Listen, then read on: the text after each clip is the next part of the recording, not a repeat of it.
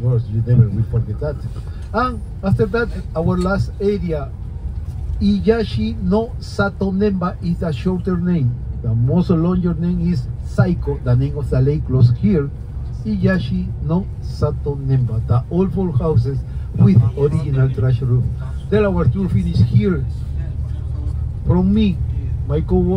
আসসালামু আলাইকুম, আমি হাসান আহমেদ বলছি। আমাদের ফুজি মাউন্টেন ট্যুরের এটি তৃতীয় পর্ব এবং এখন আমরা যাচ্ছি old village ইজাশি no সাতো Memba. God, উচ্চারণ তো মাশাআল্লাহ। ইজাশি নো সাতো মেম্বা ভিলেজে, এই যে ভিলেজে ঢুকেছি। আমাদের দেশে লাউ দেখা যাচ্ছে, বুঝতেছি না ভাবে পড়ে আছে। Okay, come now. So we are all in the trip. Where are you? Okay, one from Canada, one from Morocco. We are all together here. Thank you. Okay, brother. So we are visiting. This is what village they say? Sayako Iyashi. Sayako Saiko Iyashi no Sato Nemba, the old village built 1300 years ago. Taina? So, okay. So, this is still we are in the Mount Fuji area. দেখেন সেই পুরনো 1300 বছর পুরনো এই বাড়িগুলো still intact. Okay.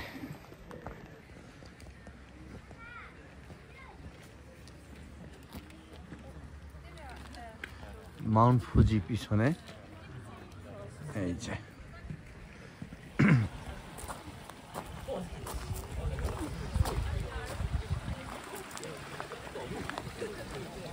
এগুলো দিয়ে কোনো বৃষ্টি পানি এবং স্নো ভিতরে ঢুকতে পারে না। এই রূপ সেই 1300 বছর আগে এই রূপ আবিষ্কারক এরা, মানে এমনভাবে তৈরি যে এর ভেতরে পানি এবং ঢুকতে পারবে না, স্নো, এবং এখনো ইনট্যাক্ট। সেই 1300 বছরের পুরনো বাড়ি এখনো ইনট্যাক্ট আছে। এটা অবশ্য নতুন মনে হচ্ছে। এই যে পুরো একটা ভিলেজ, পুরো এই ভিলেজটাই বিল্ট। এই যে গাইড যেটা বললো যে এটা এই বাড়িগুলো 1300 বছর ধরে এখানে কেউ থাকে না। এটা এখন ইউনেস্কোর হেরিটেজ ভিলেজ হিসাবে আছে। এই যে দেখেন।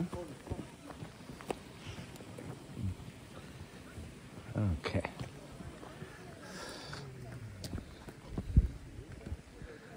We have to go number 6, right? They said, Yeah. To see the real view. So 7. number 6, we have to go. Where did you see the 7? Number 6 is what? Oh, they say, well, better view here. Better view here even, look. So আমরা view দেখতেছি আবার। এটা Mount ফুজির পেছনের দিক থেকে আমরা দেখতেছি। Total different ওয়েতে ভিউ। এই যে ভিলেজটা দেখা যাচ্ছে।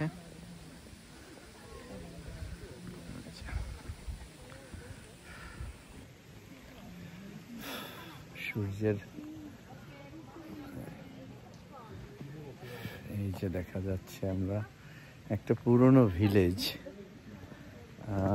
চমৎকারভাবে প্রিজার্ভ করা। সেই 710 সালে এই ভিলেজটি তৈরি।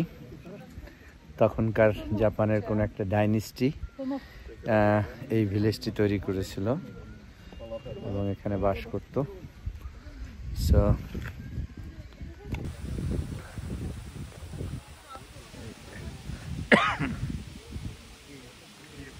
মেঘের কারণে মাউন্ট ফুজি দেখা যাচ্ছে না। ওকে, এই যে দেখুন ভিলেজ, এই ভিলেজটা দেখানোর জন্য আমাদের এখানে নিয়ে আসছে। হিস্টোরিক্যাল প্লেস, যে দেখেন, চিন্তা করা যায় 1300 বছর আগে এই রুফ তারা করছে এমনভাবে, এমন টেকনিক ওয়েতে যাতে পানি এবং স্নো না যেতে পারে এবং ঘর ওয়ার্ম থাকে। দেখেন কি ঠিক, রুফটার thickness at least 2 feet। So they are creative even long before we think. So এটা পাহাড় থেকে পানি পড়ে, এই যে। ওকে, আপনারা দেখছেন একটি রিয়েল পুরনো জাপানিজ ভিলেজ, যেটি এখন প্রিজার্ভ করা আছে। একটু আগেই বললাম সেইভাবেই, সেই 1300 বছর ধরে। ভিলেজ থেকে আমরা মাউন্ট ফুজির ভিউটা দেখতে পারতেছি। এই যে দেখেন, সাদা মেঘের আড়ালে, বাট ভিউটা পুরোটা আসতেছে না।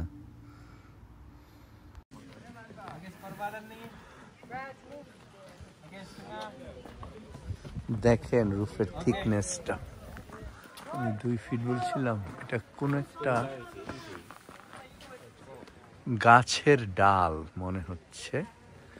বাট তখন জাপানে এইগুলো দিয়েই বাড়িঘর তৈরি করতো, কারণ ঠান্ডার দেশ। সো এটা ছাড়া তাদের উপায় ছিল না। ইট ওয়াজ রিয়েলি গুড।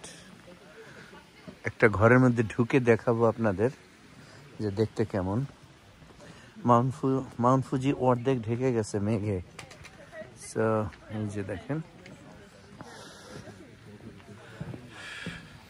막 움직여봐. 당신이 막 해봐.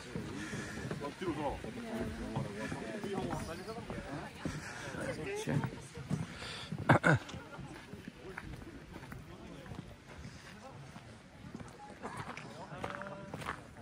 আমি একটা ঘরের মধ্যে, দেখেন ঘরের কাঠগুলো, দিস ইজ আনবিলিভেবল।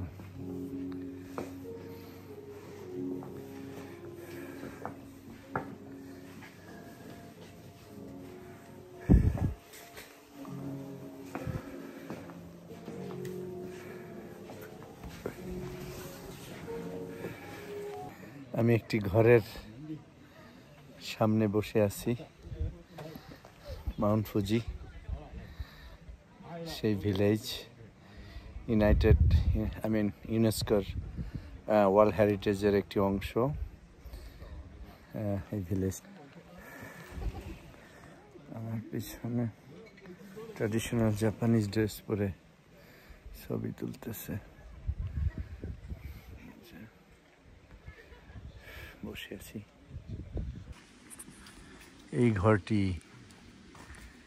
1300 বছরের পুরনো, পুরো ঘাস হয়ে গেছে এখন। ও মাই গুডনেস, দেখুন অবস্থা। পিছনে বিশাল জঙ্গল, কি ভয়ঙ্কর জঙ্গল। দেখেন গাছের অবস্থা, কি ডেন্সড ফরেস্ট। সো এটি এখন ট্যুরিস্টদের জন্য ওপেন করা। কোনো এক জাপানিজ সামুরাই বংশ এখানে যখন এই এরিয়াটা শাসন করত, তখন তারা এখানে থাকতো। কিন্তু আপনারা অনেকেই জানেন, জাপান একটি মাত্র দেশ এখন আমরা জানি, কিন্তু এটি কিন্তু বিভিন্ন কিংডমে ভাগ ছিল। সেই বিভিন্ন কিংডম, এক একটা কিংডমের রাজা এক একজন ছিল। পরে তারা সবাই এক হয়ে ইউনাইটেড জাপান তৈরি করে। আমি সালটা জানি না কবে এটা হয়েছে। যাই হোক, পৃথিবীর অনেক দেশের মতন এই জাপানের ইতিহাসটাও একই। ছোট ছোট কিংডম এক হয়ে বড় একটি দেশ তৈরি হয়েছে। সো জাপানও তেমনই একটি। এই যে আমরা ভিলেজটা, এখানে 22 হাউসেস লেফট বললো, 162টা বাড়ির মধ্যে, আর বাকিগুলো ধ্বংস হয়ে গেছে। এখানে অনেক বছরের পুরনো।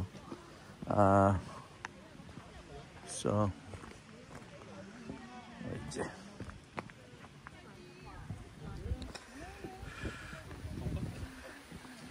আবারও মেয়েকে এখন আর দেখা। এটা একটা কিমোনো স্টোর।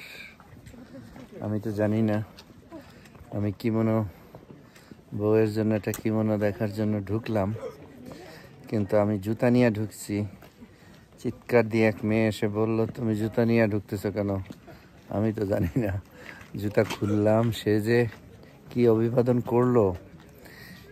ঢুকলাম, দ্বিতীয় স্টেজে যখন ঢুকলাম তখন বললো তোমার অ্যাপয়েন্টমেন্ট আছে। আমি বলি কি বলো, আমি তো কিমোনো কিনতে আসছি, অ্যাপয়েন্টমেন্ট কিসের? বলছে না, এখানে অ্যাপয়েন্টমেন্ট করে আসতে হয়। ও আল্লাহ, সোনের ঘরে কিমোনো কিনতে আসছি, তাও অ্যাপয়েন্টমেন্ট ছাড়া। অফকোর্স এক্সপেন্সিভ, কিন্তু ভেতরটা যে কি ভালো লাগলো। জুতা নিয়ে আপনি স্টোরে ঢুকতে পারবেন না, এই জীবনে প্রথম দেখলাম। চমৎকার একটা আইডিয়া। কি আর করলো, আমাকে বের করে দিল হেসে যে অ্যাপয়েন্টমেন্ট করে আসো। কোথার থেকে অ্যাপয়েন্টমেন্ট করব? তো কিমোনো আর কেনা হলো না। যাক, ওয়াইফ অ্যাটলিস্ট জানতে পারলো কিমোনো কিনতে ঢুকছি, কিন্তু আমাকে এইভাবে বের করে দেবে তা কি আমি জানি? তো দেখা যাক অন্য কোথাও পাই কিনা। এই যে আমার দাদা কাপা কিমোনো কিনবেন, তো এখানেও চলতেছে আর এক কিমোনোর।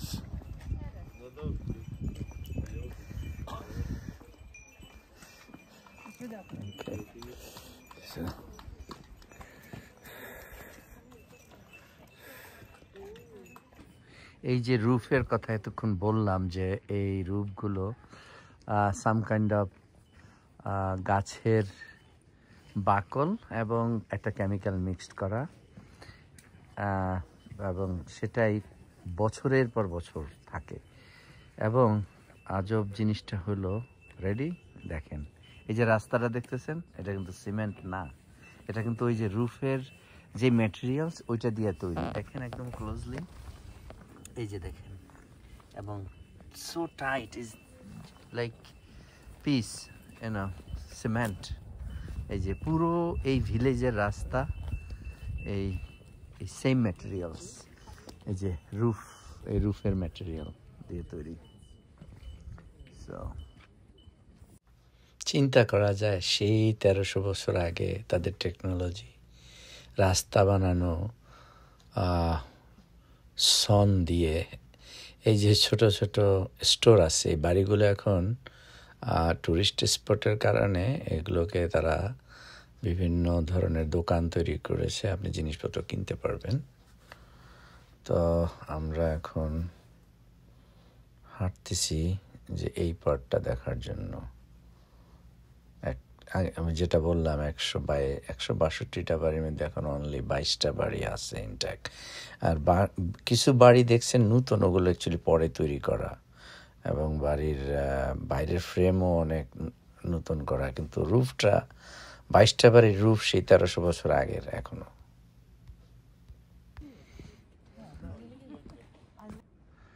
মাউন্ট ফুজির ক্লিয়ার একটা ভিউ নেওয়ার জন্য অনেকক্ষণ দাঁড়িয়ে আছি, কিন্তু কোনো মতেই মেঘটা সরতেছে না। এই যে আমরা সেই ঐতিহাসিক ভিলেজের মধ্য থেকে মাউন্ট ফুজির ভিউটা দেখতেছি, কিন্তু এই মেঘ যেতে অনেক দেরি হবে, তো আমাকে চলে যেতে হচ্ছে। আমি আবার ভিলেজের ভিতরে ঢুকতেছি।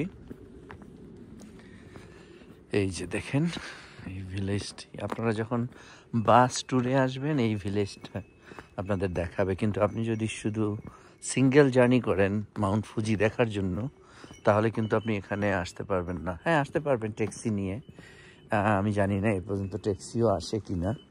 বিভিন্ন দোকান আছে, কিন্তু দোকানগুলো কেমন যেন মানুষজন দেখতেছি না। সো এই যে আমরা এখন চলে যাচ্ছি ভিলেজ থেকে। ছোট্ট একটা ভিলেজ, যেটা আগেও বললাম অনেকগুলো বাড়ি ছিল, এখন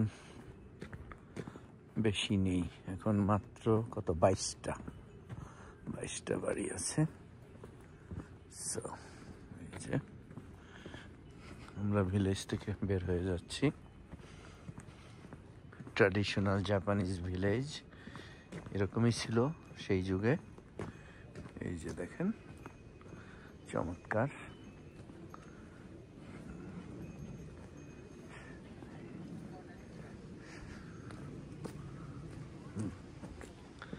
এই যে ভিলেজ শুরু এখান থেকে। এই যে এটা কি একটা ফল, আল্লাহ দেখেন, এটা মনে হয় আমাদের গাব। হ্যাঁ, যে কিন্তু কেউ খাচ্ছে না কেন? এত ফল খাবে না কেউ? ভিলেজ থেকে বের হয়ে যাচ্ছে।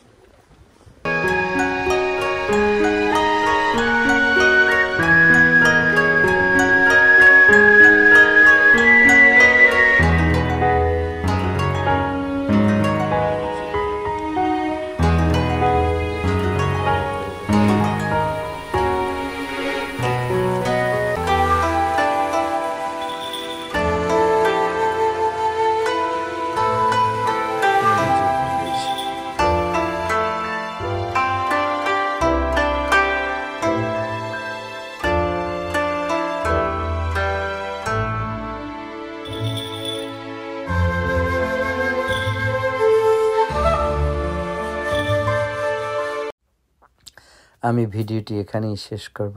আমাদের ঘোরা হয়ে গেল এই পুরনো জাপানিজ ভিলেজ, এবং এই নিয়ে আমার ফুজি মাউন্টেনের 3টি ভিডিও শেষ করলাম। আমার ভিডিও দেখার জন্য আপনাদের অনেক ধন্যবাদ।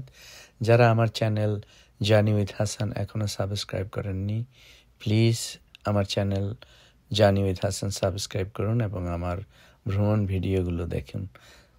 ভালো থাকবেন। খোদা হাফেজ।